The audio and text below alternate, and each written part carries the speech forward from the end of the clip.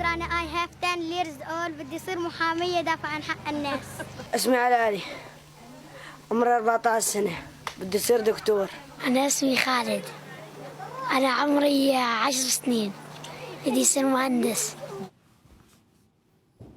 Welcome back. Those were Syrian children from the Bekaa Valley refugee camp. They and the brutal crisis that they are embroiled in, that is now hitting its 3-year mark this weekend in Syria, are the subject of this week's call to action.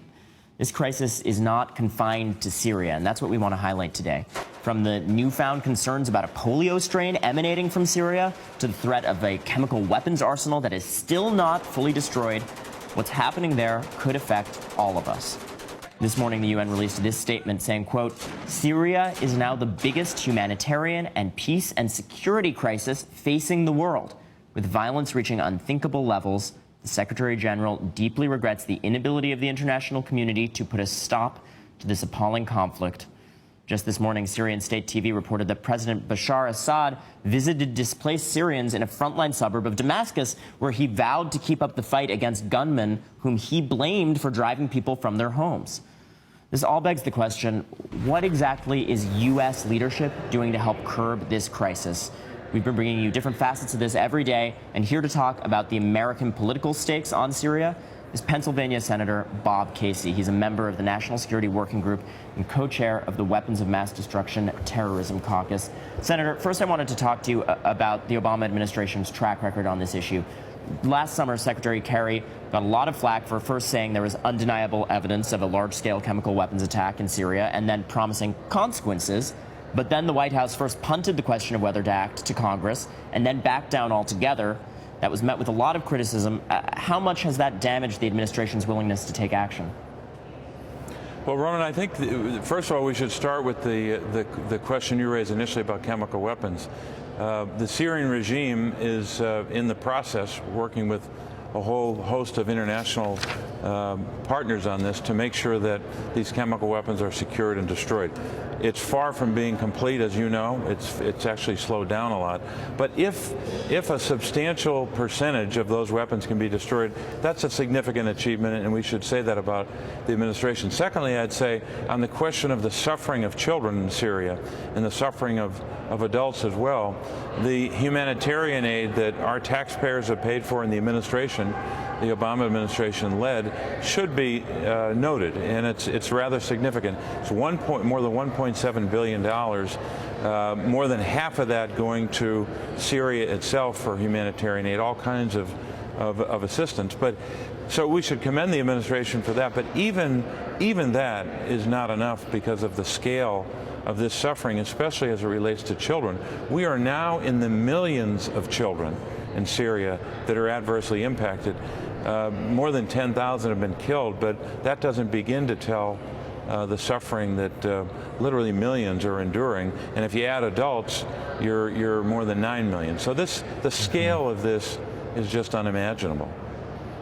Senator, we just talked about the importance of that humanitarian assistance, and I do indeed commend it. You've released statements talking about some of the other options on the table, some of them more controversial. You said recently, quote, families and children in Syria are living in a nightmare. I have been calling for greater logistical, financial, and material support to vetted elements of the moderate opposition for more than 2 years.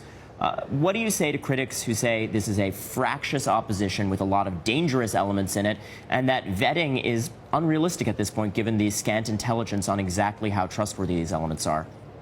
Well, I'd say two things. Number one is I'd say if we want to help those children, and if we want to help people that need the kind of humanitarian assistance that's called for here, and help them in a more robust way, you've got to change the dynamic on the battlefield. And that's why I've been supporting all along direct assistance. We don't have to do the fighting, we don't have to send troops, but we need to help the fighters. Now, the question of vetting, I'd say this, is it very difficult to do the kind of vetting we need that would be appropriate and far-reaching and really probing? Yes, it's very difficult. But to throw up our hands and say it's complicated and there's so many extreme elements we should just abandon it, I don't think makes a lot of sense. I think the delay, though, and I criticize the administration on this, the delay of the progress on these issues of direct help has made it more difficult. There are more extremist groups. They tend to occupy a larger percentage of the overall opposition. It isn't like a couple of years ago, maybe a year or two ago, when the extremists were a much lower percentage. Now, by some estimates, it could be as much as half of the total.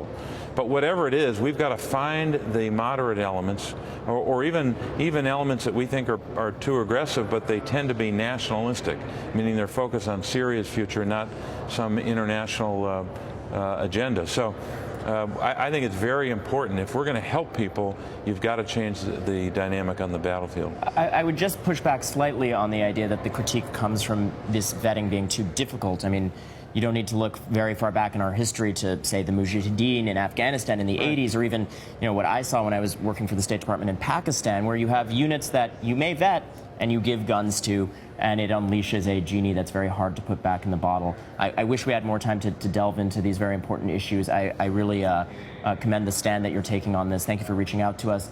And thank you also for participating in the call to action this week. As a reminder to our viewers, we're asking people starting today and in collaboration with UNICEF to fade out your avatar on Facebook or on Twitter to show solidarity with the people of Syria. Senator Casey has already done it himself. Thank you, Senator Casey. Ronan, thank you. You can go to Ronan Farrow Daily's Facebook page for all of the tools you need to join Senator Casey and myself and thousands of others that are already responding to this.